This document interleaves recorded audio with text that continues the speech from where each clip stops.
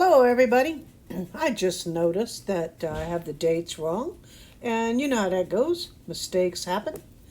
We just move on with it. I want to tell you that the actual date is Wednesday, July 12th, but you'll notice that the date on the clipboard is a little bit different, but well, you know how it goes.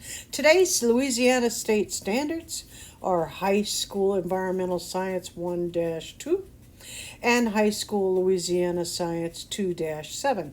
So, what does that mean in real language? Well, it means I will discern one personal activity change that will reduce my impact on my environment. We're going to have an opener with class instruction, closing destruction, a time decline, and an exit ticket.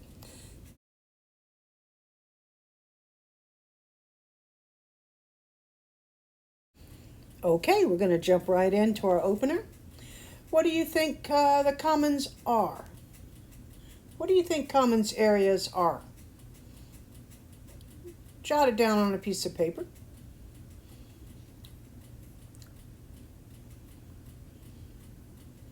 Okay, yes, that is correct. Commons would be a place that everybody uses, like a public park. If you look at that picture, that gives you some clues. Everybody benefits from a commons area. We share it.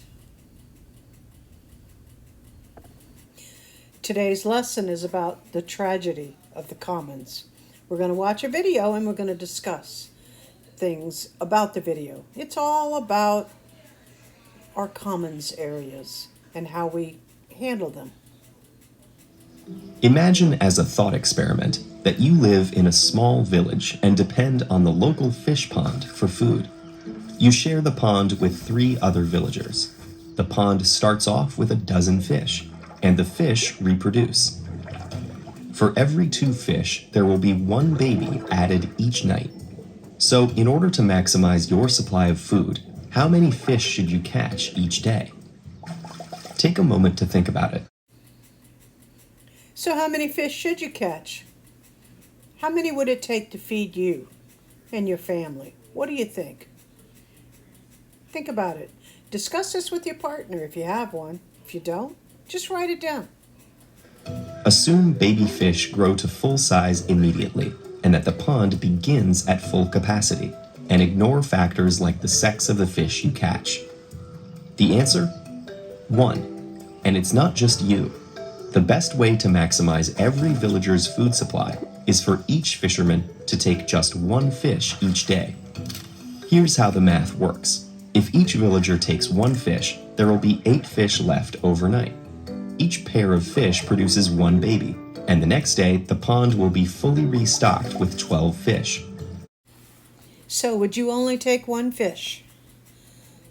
Let's put it this way, maybe a different way to let you understand.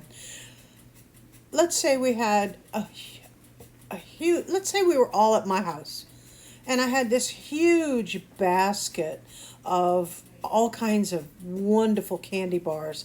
I'm talking your favorite kind of candy here, okay? And you're alone. No, not me, not anybody. No one will see you. Would you only take 1? Or would it maybe think it wouldn't hurt to take 2? Or maybe even 3. Would anybody notice? Let's get back to the video and see what happens next.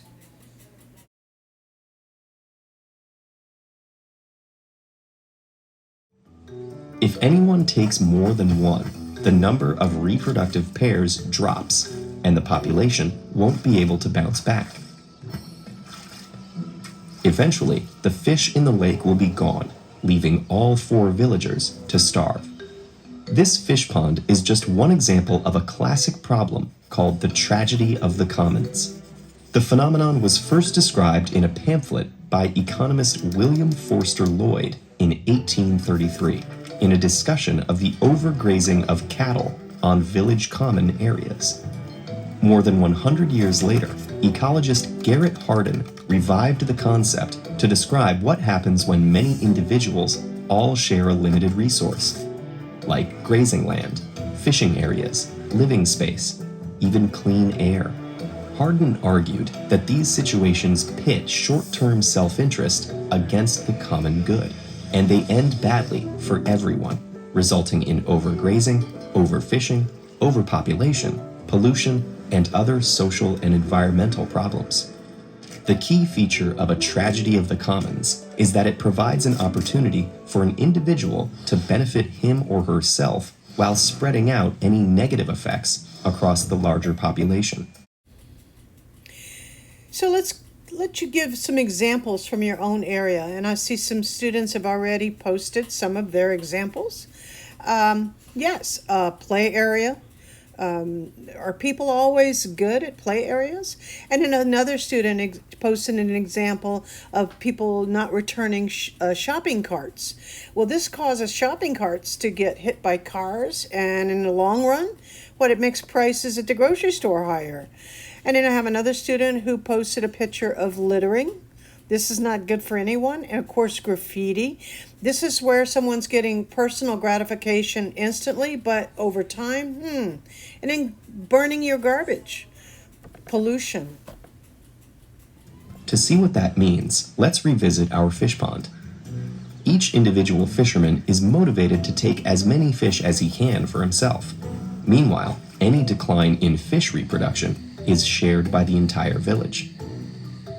Anxious to avoid losing out to his neighbors, a fisherman will conclude that it's in his best interest to take an extra fish, or 2, or 3. Unfortunately, this is the same conclusion reached by the other fishermen, and that's the tragedy.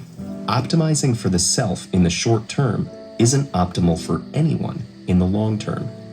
That's a simplified example, but the tragedy of the commons plays out in the more complex systems of real life, too. The overuse of antibiotics has led to short-term gains in livestock production and in treating common illnesses. But it's also resulted in the evolution of antibiotic-resistant bacteria, which threaten the entire population. A coal-fired power plant produces cheap electricity for its customers and profits for its owners. These local benefits are helpful in the short term.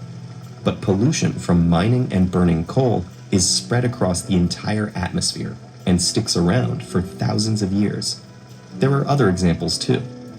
Littering, water shortages, deforestation, traffic jams, even the purchase of bottled water. But human civilization has proven it's capable of doing something remarkable. We form social contracts. So it's asking you which social contracts have you been exposed to, but I think we also need to ask, well, what is a social contract? Well, this student posted a picture of a red light. Is that a social contract? You bet it is. When you come to a red light, we have a social contract that you will only go when the light is green. That is a social contract that everyone stays safe and that we have, that's rules. Okay, here is a child doing their work on their computer. That's another social contract that you have with your school. You do your work and you will be successful. Okay, here are some children picking up litter. Here's another child helping an older person. Here's a child picking up, helping it with the environment. All of these are excellent examples of how children make social contracts within their community. We make communal agreements, we elect governments, and we pass laws. All this to save our collective selves from our own individual impulses. So name some individual impulses that you know of. Okay, so I love this example this student gave. Remember when the COVID-19 pandemic first started, we ran out of toilet paper. Why? Because people got impulsive and they bought all of the toilet paper there was. That was so funny. But it did. It had an impact on everyone, Here's a picture of a child having a temper tantrum. He's giving way to the impulse to to get angry. Here's another person littering. There's a kid taking more than one candy. Here's some people wailing. And of course, we all know how impulsive money can make us. It's easy to be impulsive with spending money.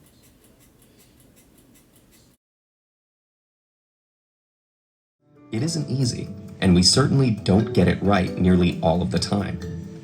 But humans, at our best, have shown that we can solve these problems, and we can continue to do so if we remember Hardin's lesson. When the tragedy of the commons applies, what's good for all of us is good for each of us.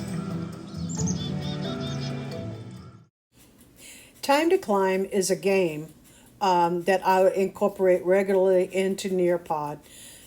Students compete against each other by answering questions that are directly from the lesson that I just taught.